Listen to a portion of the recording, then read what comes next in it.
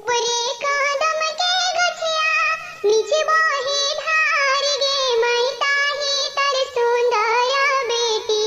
करे स्नान गे मैं ताही तर सुंदर बेटी करे